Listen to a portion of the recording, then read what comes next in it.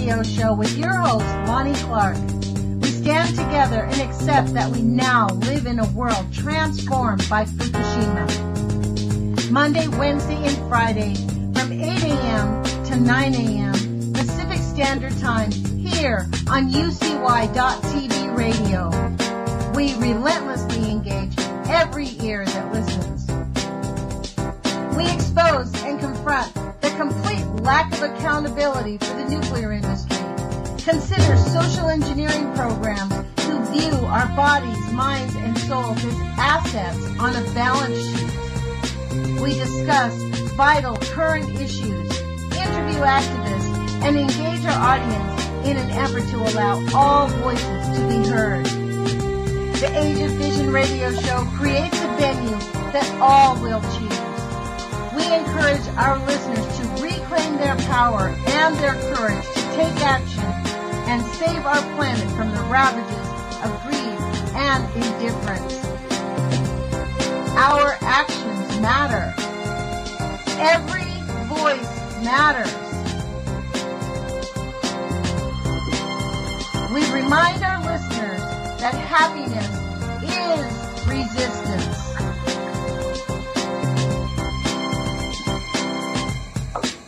Love is greater than fear.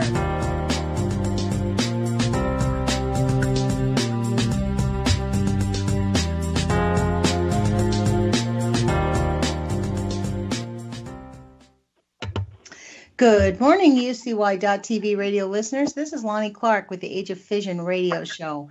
Thanks for joining us. Today is July 3rd, 2017, and we are moving along in the year. I can't believe how quick it is. And I want to thank you for joining us and thank you for sharing our radio station and my show with your friends and family. Remind them they can find our podcast on YouTube, on UCY TV channel, and also live here, as if you're listening, you're probably on UCY TV or on TuneIn Radio. So thanks for joining us today. Today we have with us a returning friend of our show, Donna Gilmore, who really started SanOnofreeSafety.org and has been, frankly, the leader in the what I call the nuke truther movement, you know, getting the truth out about what they're doing to us in the nuclear industry. She was really in the forefront, the only person that really noticed that we were storing our casts, the cast where we store our nuclear waste, in 3/8 inch thick containers, or 5/8 inch thick containers. I'll let you correct me, but thank you, Donna, for joining us. Thanks for having me. Do we have a good connection here? Yeah, you sound awesome. Okay, good.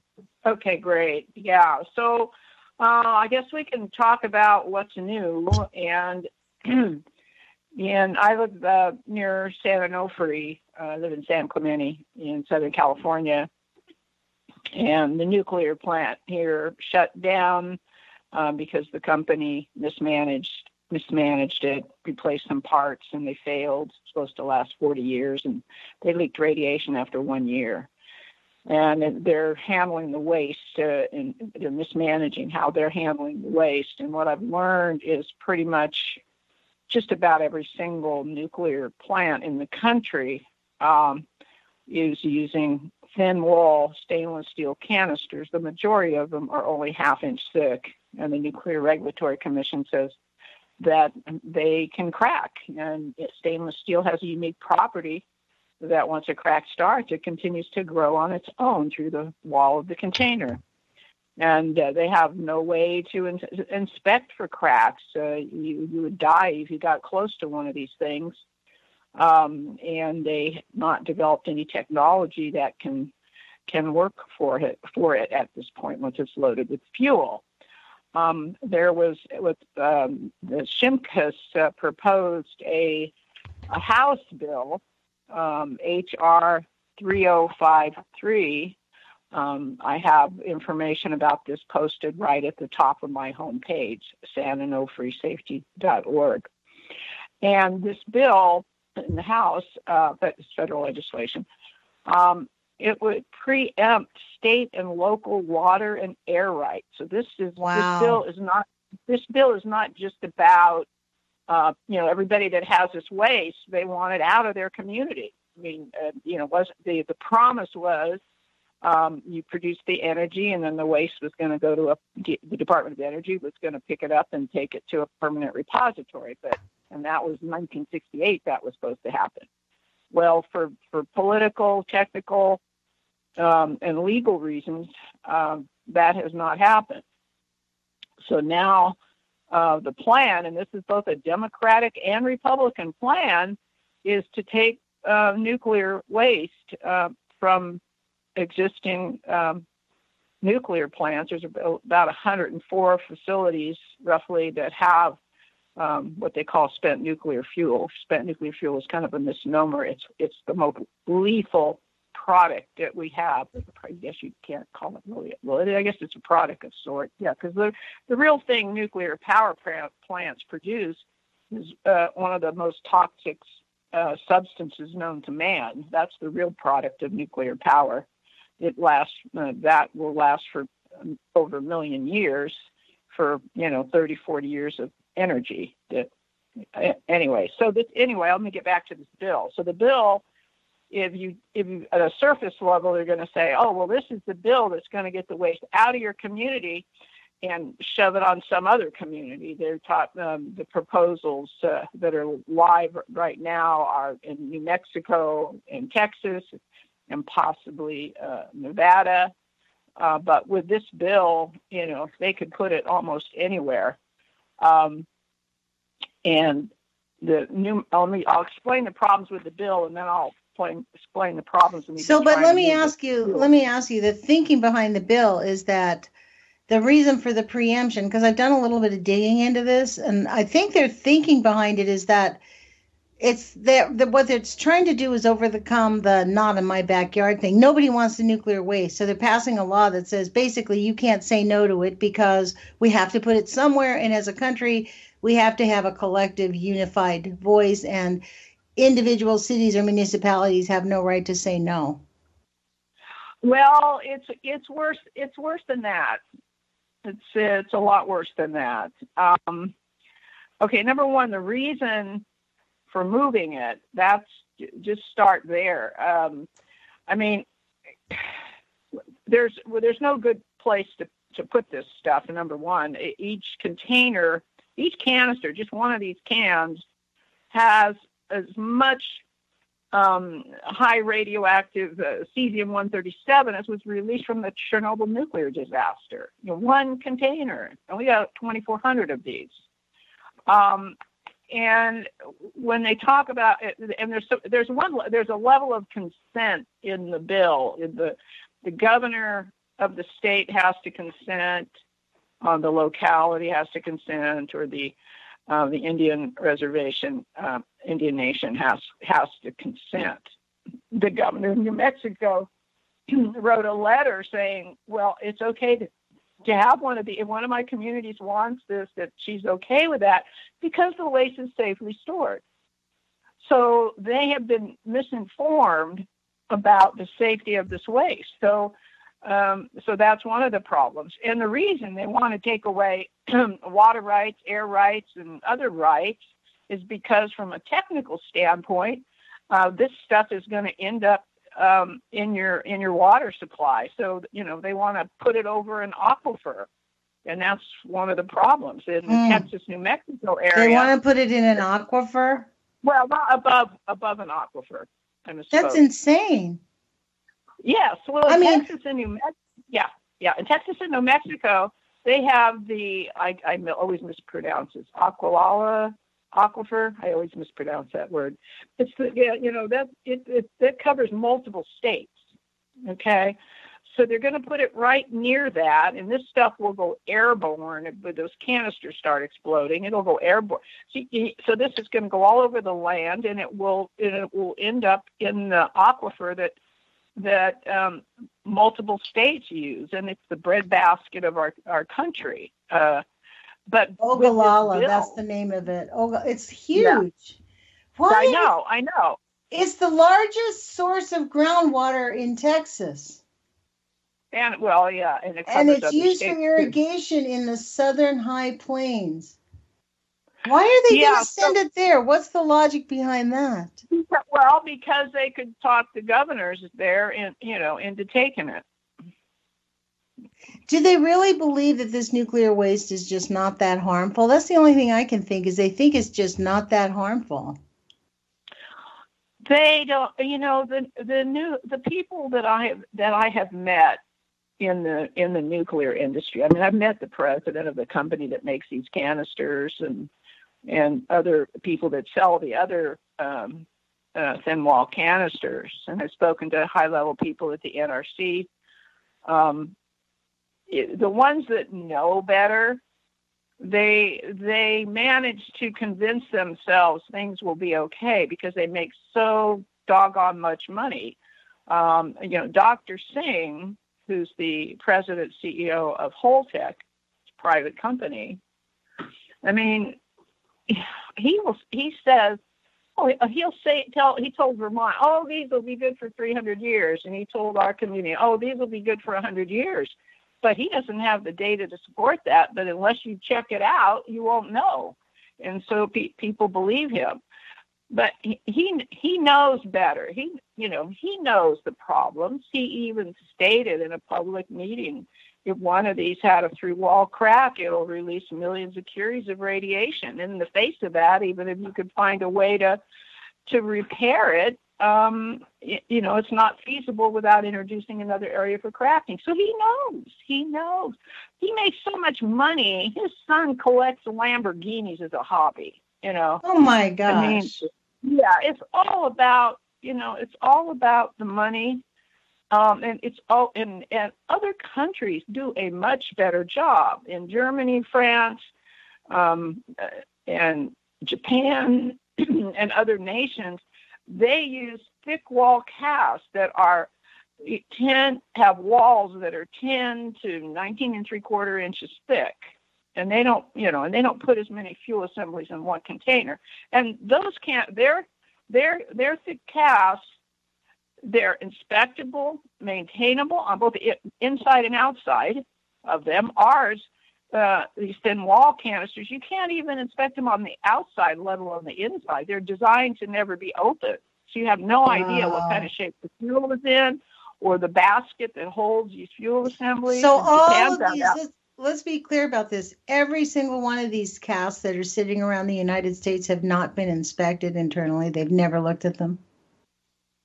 The only they're called in the the thin ones are called canisters, and the thick ones are called casts, just so you get the nomenclature right. But so the ones that use canisters, here's how the NRC justified approving these thin wall canisters.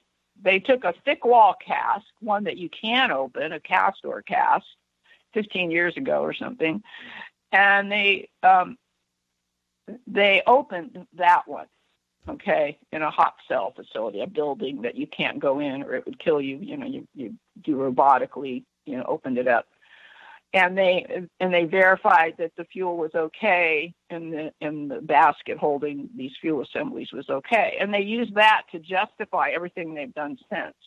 And the cast, the fuel in there wasn't even what we call high burnup fuel, which is known to cause damage to the fuel cladding. They haven't even tested that yet. But the NRC allows them to use this much more dangerous fuel. The fuel they're using now, it's considering we're hitting 4th of July weekend here, it's appropriate to mention that the nuclear industry switched to zirconium cladding that holds the uranium fuel pellets. And they did that because it transfers heat better, so they make more money. The zirconium powder is what's used to make fireworks explode. Wow. Why would they use that? Because it makes more money. Why does it make more money? Why does it make more money? Because when it transfers heat better, it will produce more heat. And power plants are basically used to create steam or boil water. to make energy. That's You pretty know, as much you all. explain this really explains the insanity, the complete insanity of any nuclear power facility. Like they just completely disregard, even in building and designing these things, they disregard the health and safety of the population in to just so that they can make profit. That's really, they're just profit magnets. That's all it is, and they have no regard for human life. And they're somewhat delusional. What I've learned is a lot of the people in this business, they're in love with nuclear power. They're just in love with it. It's like a bad relationship. I correlate it to the same thing as a bad relationship. You know, you have a friend or maybe even yourself, you're in love with somebody and they're really bad for you, but you just can't quit them, you know, and that's exactly what's going on here. These people are delusional, and they will rationalize, they will filter out any information that doesn't fit what they want to believe. I deal with these people all the time. People that work at the plant, people at the universities that are bought into this. So the nuclear engineering people are just delusional. It's almost like a cult. It's really unfortunate. And unfortunately, They are. It's like you go into Richland. If you've ever gone to Richland, it's like walking into the Stepford Wives. It's weird. Yeah, it's really sad. And I watched the Shimkus hearing. They had a number of hearings on this bill, even before they'd given it a bill number. And not once. It took me days to read this. It was over 75 pages, and it was written in a very misleading way. You could not read the amendment and understand what they were doing. They would reference a section of the law in the amendment, and then later on in that amendment, as you're reading, they changed the definition of that section that you read earlier. Oh, wow. Wow. Yeah, and it's totally, so, I mean, I spent days analyzing this, and I still have more work to do. They've really made it tough. And the Energy and Commerce Committee, first it was a subcommittee, and then it was the full committee. Not one word was mentioned about the issues with these canisters. Not one word was mentioned that they're deleting the current requirements in the Nuclear Waste Policy Act that requires this fuel to be monitored and retrievable. The critical safety requirements, there's good safety requirements in this bill, and they're basically making exemptions so they don't have to, they're either deleting them from the law or they're making exemptions so that they don't have to comply with them. And that did not even come up in either of the hearings. Do you think that anybody who was in those hearings knew that? I don't think so. I mean, if the bill was written very complicated, you know, most of these senators don't read the bills. They leave it up to their staff members. And right. they're given a summary. Yeah. And they did this very, you know, they would have a hearing with hardly any notification. So you didn't know until the last minute what was going on. They were very, you know, kind of like they're doing with the health bill. Well, that's the Republican way, you know, that's the, well, I mean, but this is a bipartisan screw up. All right. You can't just lay this on the Republicans. You know, maybe they'll make it worse, but it was already. But the timing, the notification, you know, not letting people know, that seems to be their MO, that party. They just like, whatever, you're going to go along with it. And that's, in fact, why I think the Democrats have the Democrats, I believe, in the Senate and the Congress, like, they've just given up. They are completely baseless, you know? On this issue, I've been studying this a lot and meeting with some staffers of various elected officials. And they just don't know. The only people that really have access to them don't tell them the truth or don't know the truth, one or the other. And then we have some people that are in denial of the truth that should be on our side. So what I see is a major lack of education about the facts of how the United States is storing their fuel in dry storage. And even the anti-nuclear community and the environmentalist community, they ended up falling into some of the propaganda. I mean, who in their right mind would think anyone would store nuclear waste in thin wall canisters that can't even be inspected, and they're subject to short-term cracks? Who in their right mind would think they would be that bad, you know? And the only reason I knew this is because I listened into an NRC technical meeting. Somebody, Diane Curran, who's an excellent attorney on NRC law, she sent around an email and said, this looks like it might be important, but I don't have the time to listen in, so could somebody else. So I listened into that meeting, and that's where I learned from the NRC that they know these canisters can crack prematurely. They have no way to inspect them, no way to repair them, and they have no plan of what to do when these things leak. And yet the NRC continues to approve these inferior containers. And now we're writing a law. They're attempting to pass a law that says we don't even have to inspect them anymore. Right. Yeah. So let me just. So the reason, and this law affects both permanent repository and interim repository.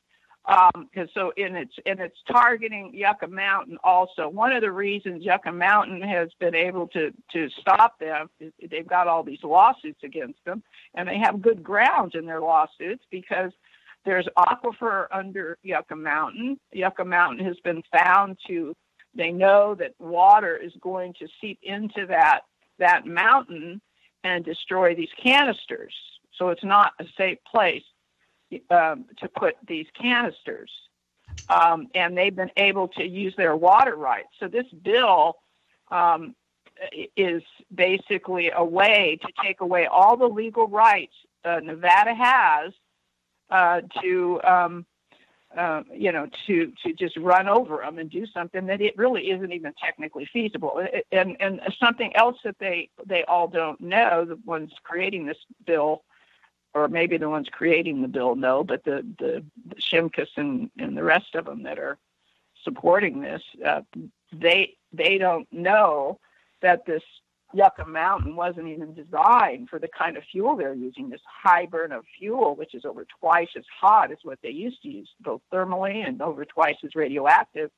You can't even, that Yucca Mountain would, overheat. The fuel would overheat in there. The stuff is so hot. I mean, so Donna, do you think that Shimkus actually wrote this bill, or you think it was written by the nuclear industry and given to him and he just definitely. This is nuclear industry work. They know exactly what they need to get rid of in the law to get this through, and it's very, very clear. They knew exactly where to go. And we're not just this isn't just Yucca Mountain. This could target really any state. Now they made an amendment in the last hearing. They made an amendment where they said they weren't going to take the water rights away. However, that was stated verbally, and I still need to. They now have those amendments printed. The proposed amendments that they approved. You couldn't see them before the hearing. They didn't share those. So you have to look at it after the fact to see what they did, So I haven't had a chance to look at those amendments yet. But Shimkus, under his breath, I don't know if he knew that the microphone was loud enough to pick it up when they voted to give him back the state water rights. He says, well, we can, we'll deal with that when we get to it, when we need to. So in essence, this was just to get it out of the committee and get this thing passed. But, they can do amendments at the last minute and do whatever they want. So, and Shimkus really wants Yucca Mountain, and he knows if he doesn't take Nevada's water rights away, he's not going to get Yucca Mountain. He doesn't realize he's not going to get it anyway, but that's, but he doesn't know that. No, the people in there are totally ignorant on really what's in this bill, totally ignorant. They do not know the problems with the canisters. This came up so fast, the anti-nuclear community hasn't had time to really, mobilize against this. And a lot of them are still learning about the problems with the canisters. They know about the problems with the fuel in the pools and the dangers there, but there's been a lot of misinformation that's gone around in everywhere, really, including the anti-nuclear community, about the quality of these canisters and the risk.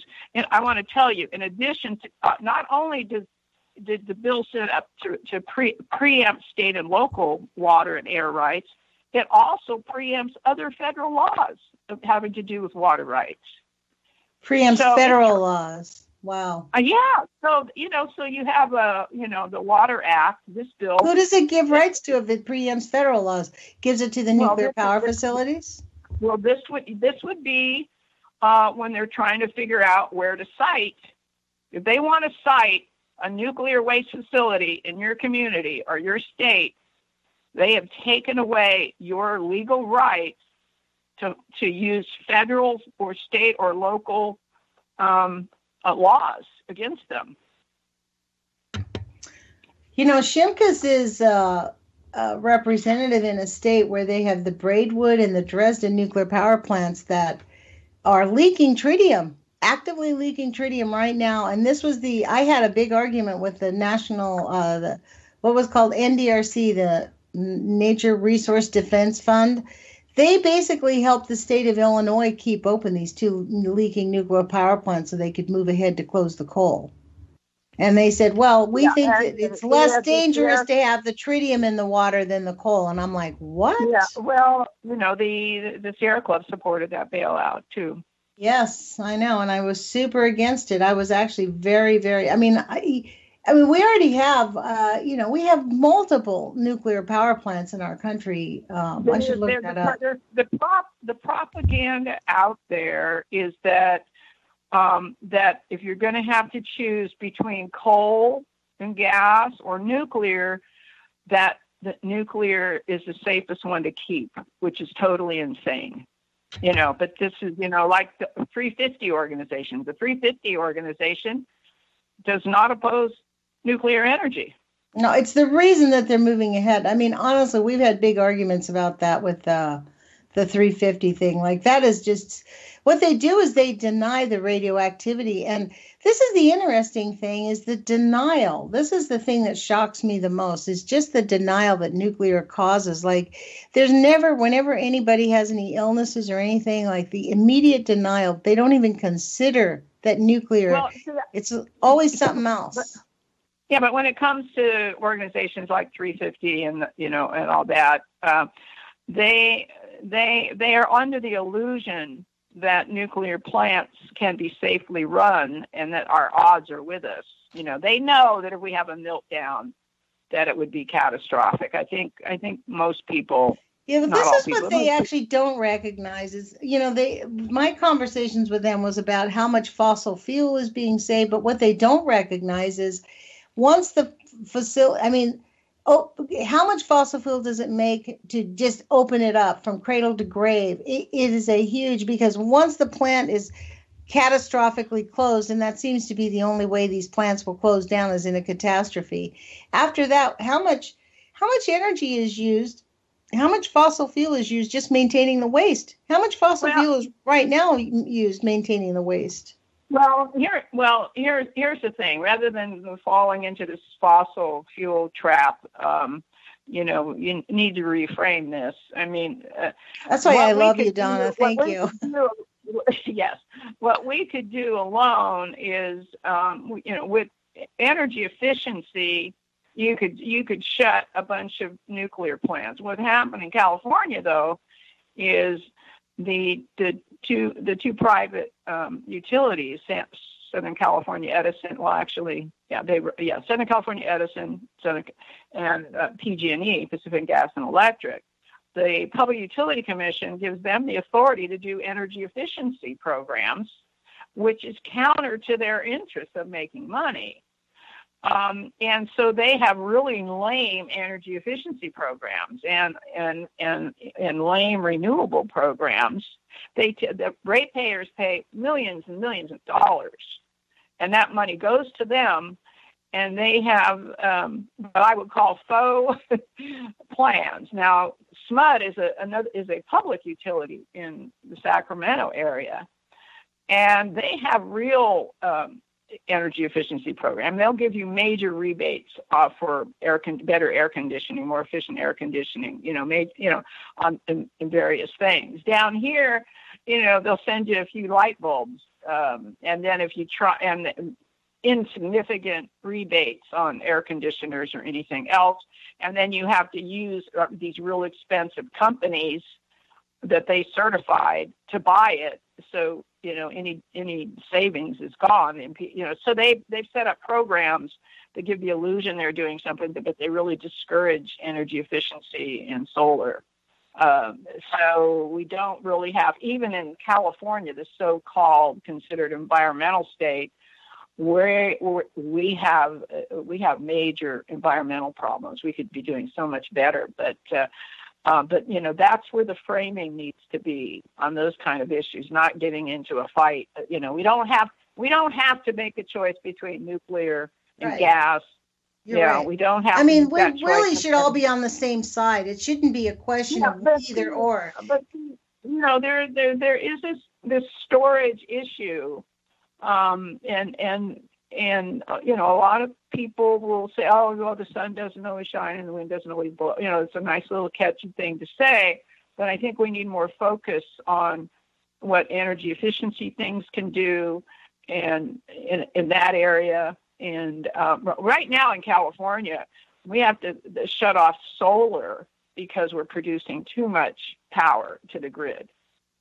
So they actually shut down the solar rather than. Well, how can we produce? Why don't they just sell it?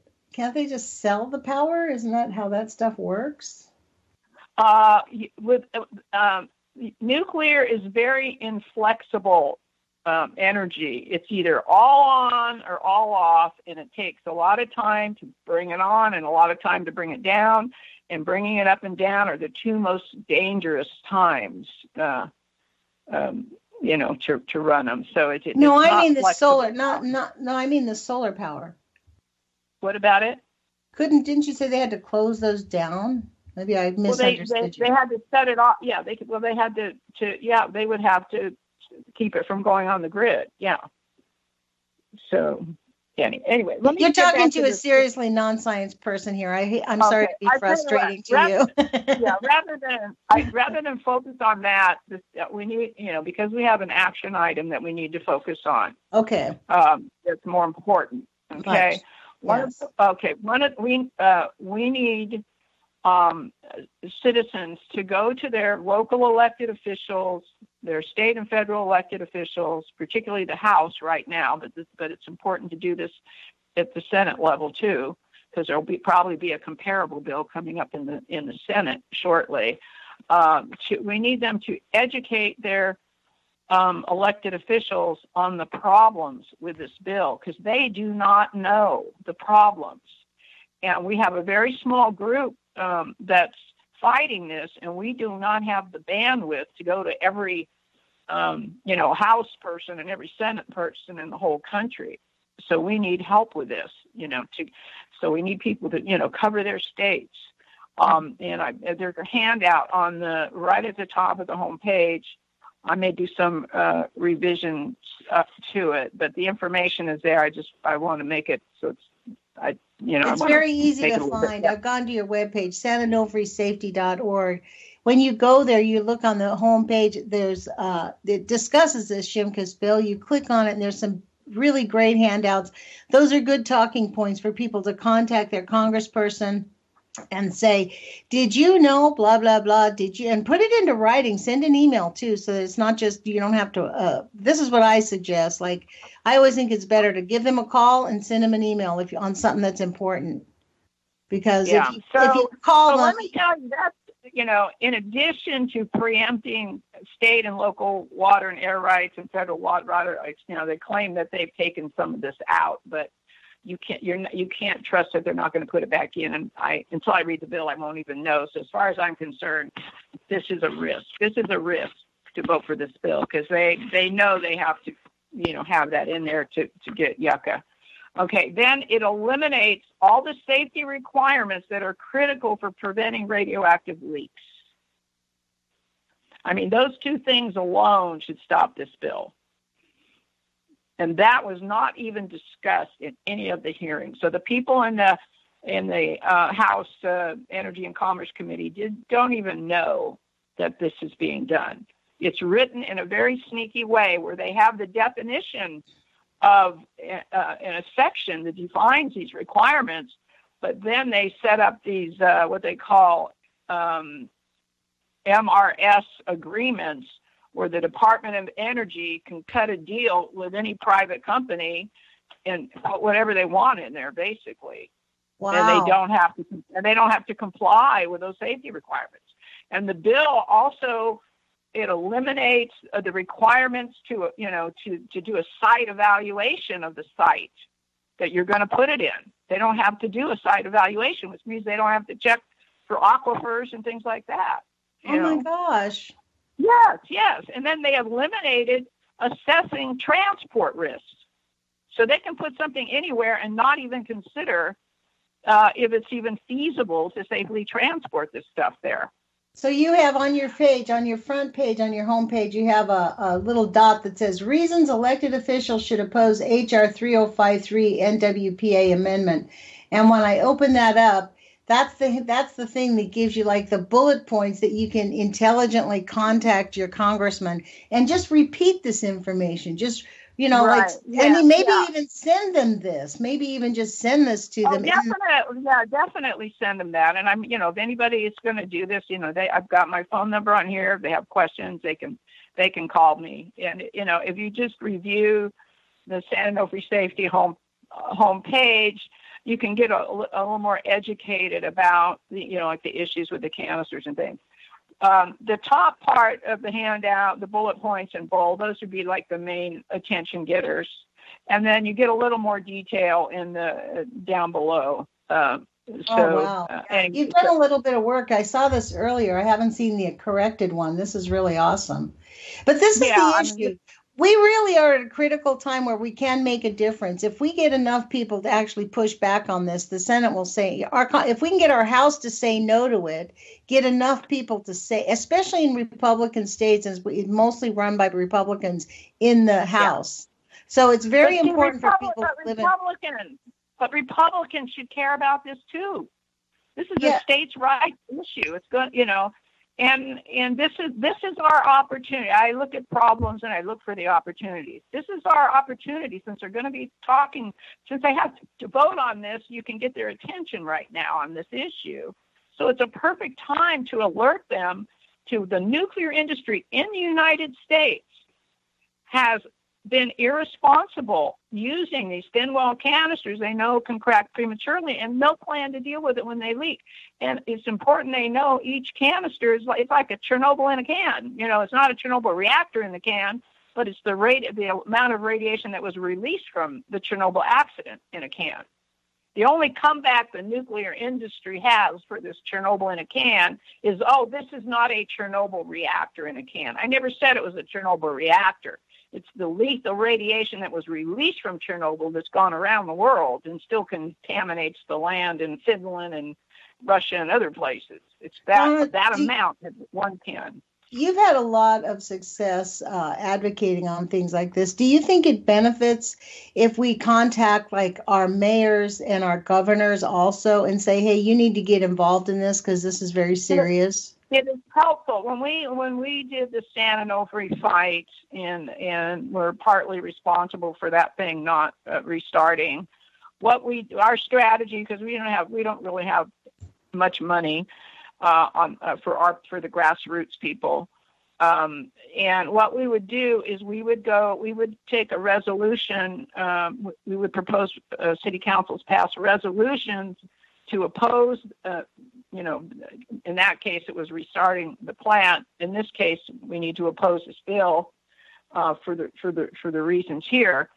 And if you can get the city council to pass a resolution, you're not only educating them and the community and the media by doing that, and then your city councils will write letters to, the state and federal elected officials and to say don't pass this bill. Yeah, it's kind of like network marketing. You need to build your little group. You need to get them doing the same work that you're doing.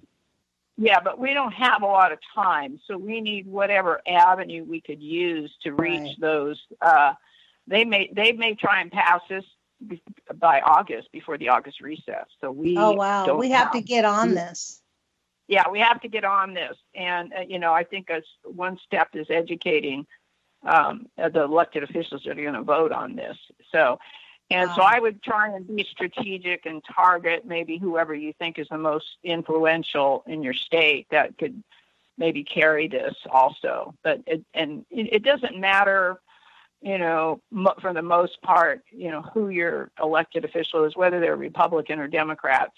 We need to get to both on this issue, because the Democrats are falling like sheep into this idea that we should take the waste from where it is now, transport it across our terrible infrastructure of railroad system, and just dump it somewhere else. I mean, if that's like rearranging the chairs on the Titanic, but they have no clue. I mean, well, they obviously think it's dangerous if they want it out of their community, but I guess it's okay to take these, inferior containers. An interesting point. With this higher burn-up fuel that pretty much all the nuclear plants have, the high burn-up is damaging the zirconium cladding of the fuel, to the point that the NRC has a study going to see if just the vibration on the railroad tracks is going to cause this stuff to fail.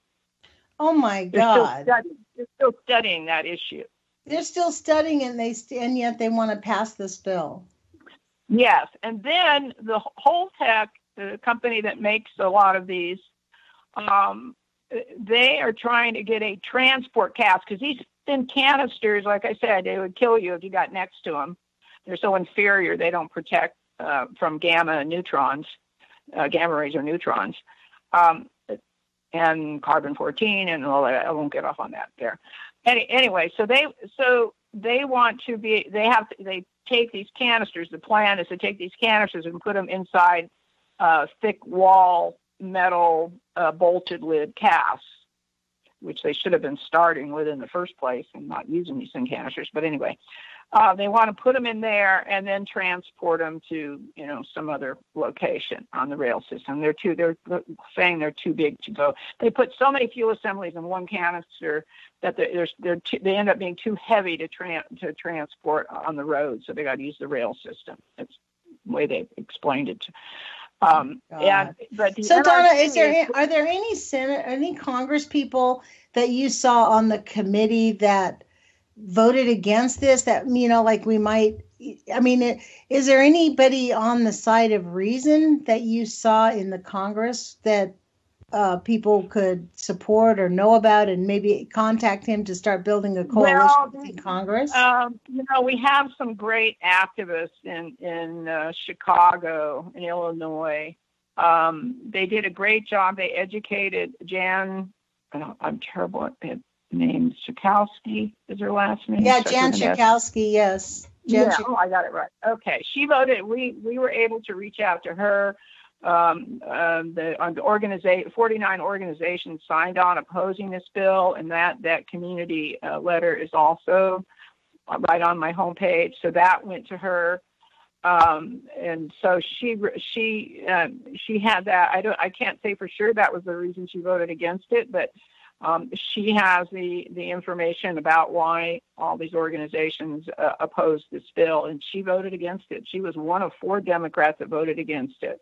There was a New Mexico person, but, he knows that they're being targeted to take this waste. So that would be an obvious reason he wouldn't want it. But there were only 4 out of, all of them.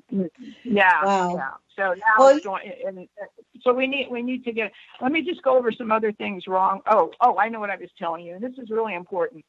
The NRC staff, I know we do a lot of bashing of the NRC. But the NRC staff, there are good people there, smart people there that know the problems. but they don't have the authority to, override their management when their management makes a political decision, all right, to save their jobs. But right now they're doing a good job on the the transport pass. Holtec in 2015 submitted an application for a transport pass that could transport high burnout fuel. The NRC is pushing back, and they're saying you need to prove that the canisters that you're putting in that transport pass do not have even partial cracks. You need to prove that to us before, we'll give you a license. You need to prove to us that the high burn of fuel inside that canister is not damaged. And you need to prove to us that this high heat load you're seeing these things can be transported with, that you can actually do it. You have not provided evidence that you can do any of those things. And those are just some of the major pushbacks that the NRC staff has right now. And I have a page dedicated to Holtec.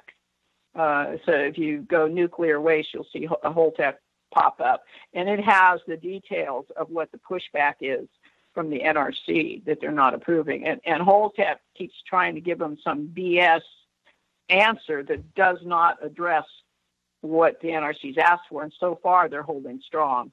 But I know they're going to need our help, to put political pressure to not allow this, because, they can do all the good work they can, but the political pressure comes from the nuclear industry to just, push this through. And so it's going to be up to us to help the NRC staff get the word out about this. So that's on us to do. Okay. If they speak up too much, they've got a real safety culture problem at the NRC. If they speak up, they could lose their job. They could lose their promotional opportunities. So this is, so they're making a decision to do the best they can, but knowing there's a line they can't cross, or, they could lose their job, or it could affect their career. Not only affect their career at the NRC, but if they leave the NRC, they won't be able to get a job in their career field, because the industry is very good about blackballing people that speak up as whistleblowers. And you'd think after this many years that the nuclear industry would begin to grow a conscience. You'd think that at some point they would start to see they're on the wrong road in terms of public safety and health. But here's what I see. A lot of longtime environmentalists and activists, they have this idea that everybody's just like them. They don't have the same moray. They don't have the same values as you do. Money is much more important. They're somewhat delusional, and they rationalize the potential risks. Oh, these things are overbuilt. We overdesign these. They're fine. They believe the promises. Like I say, it's a bad love relationship with money and nuclear power. You're not dealing with total sanity here.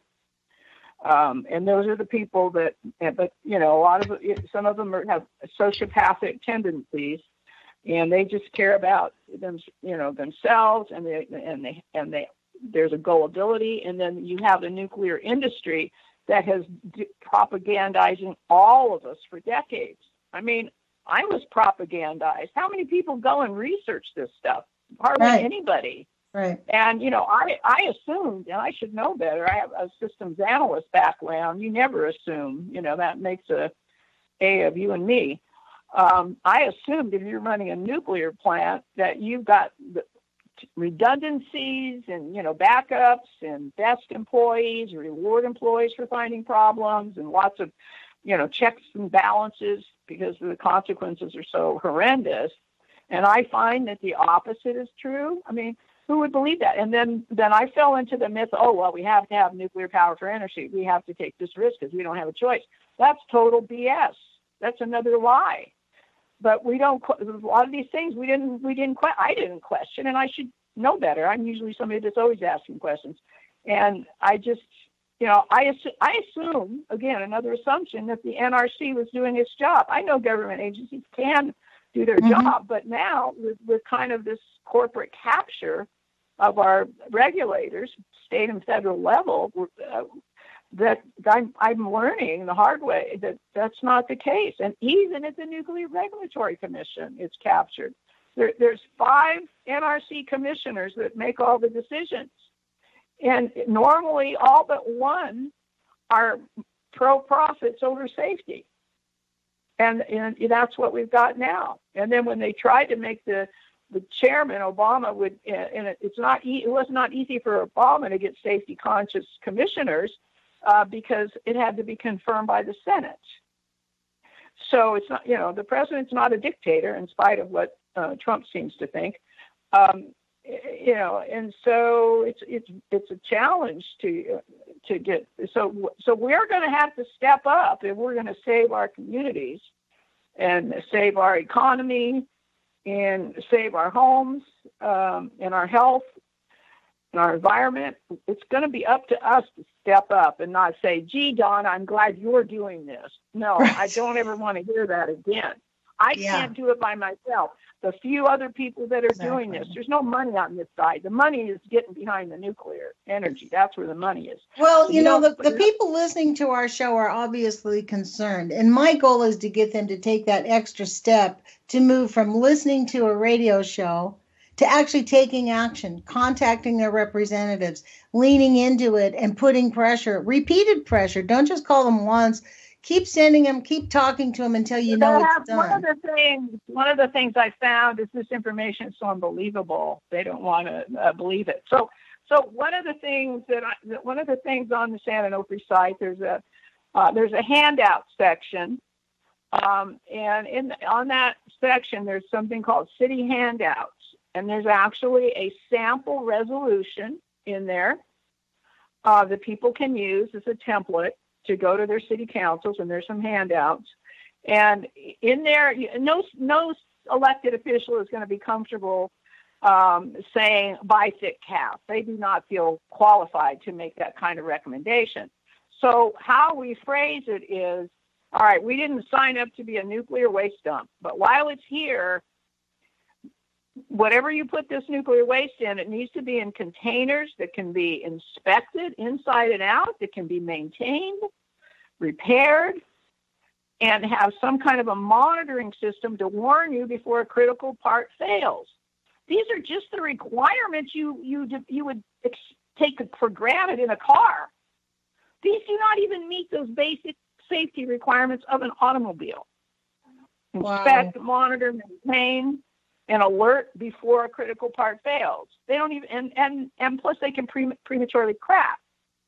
They don't make DeLoreans anymore. Those were made out of stainless steel. Guess what? They're made out of the same stainless steel as these canisters are made out of. Wow.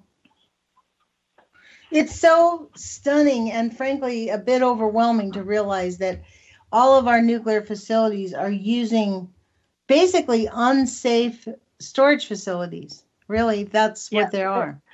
And when you hear about leaks in Hanford and Savannah River and other places that the Department of Energy manages, I studied those. I studied the containers they're using. They have a lot of liquid radioactive waste that they keep in tanks. They're putting them in tanks that don't meet those basic safety requirements. They're thin wall. They're a different kind of steel. They're carbon steel instead of stainless steel.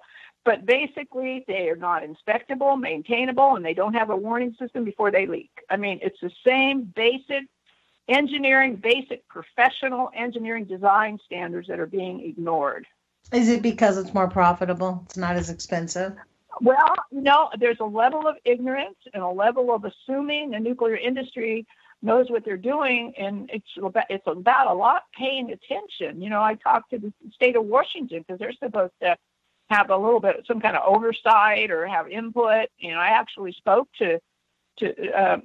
communicated with a person there, and I said, I found documentation on these tanks, and I said, well, no wonder it's leaking. You don't meet these basic engineering requirements.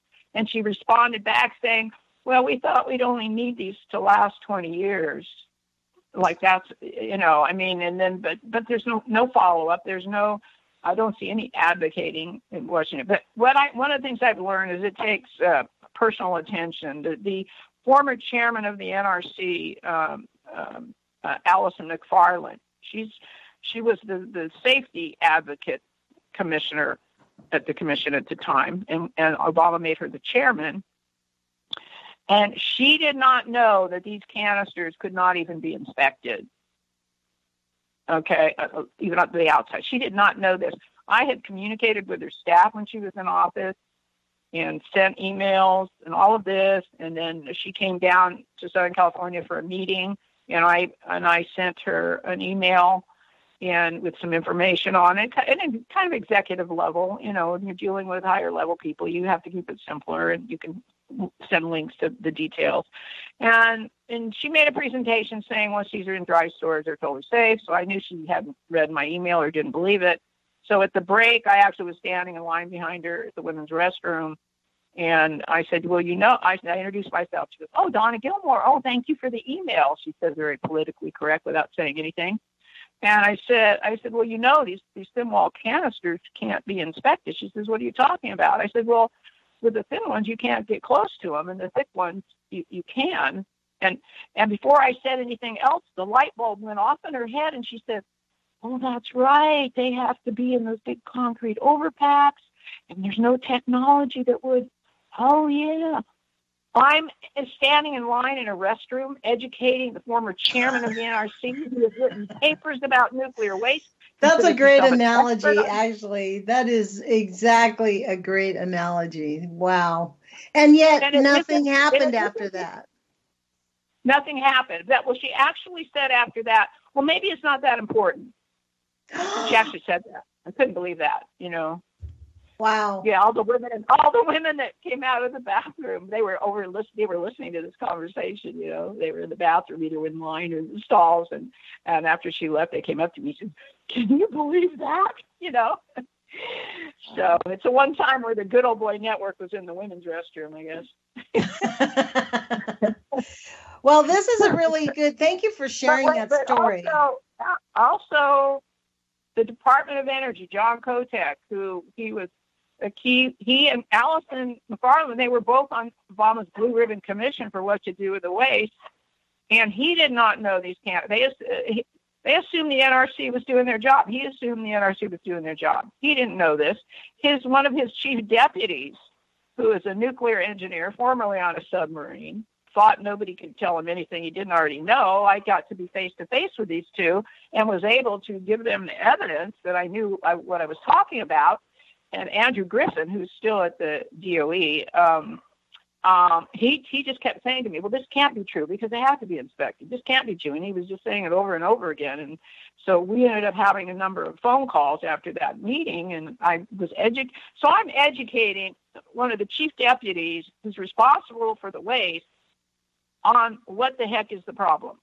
Okay. But still, again, after all that time you spent with him, there has been no change in policy, and we end up with the Shimkus bill. So we have to get, even when these people get educated, and they know, and they admit it, at that level, nothing's happening. And, you know, a lot of them don't have, a lot of nuclear engineers, you know, they're kind of delusional that, oh, well, they'll figure it out. You know, this is what I get from nuclear engineers. Oh, well, we're so great. We'll figure out any of these problems. Even though we don't have a solution now, we'll figure it out in time. They truly believe that. And this is one of the things that you get is a lot of. Well, Donna, we'll have to leave it there. We have about 25 seconds left. I want to thank you for joining us. I encourage all of our listeners to go to sanonofreesafety.org, SANONOFRESAFETY.org. Put your courage feet on, please. Take some action. This is really vital. Thanks for joining us. We'll talk to you tomorrow. Thanks, Donna. Okay, thank you.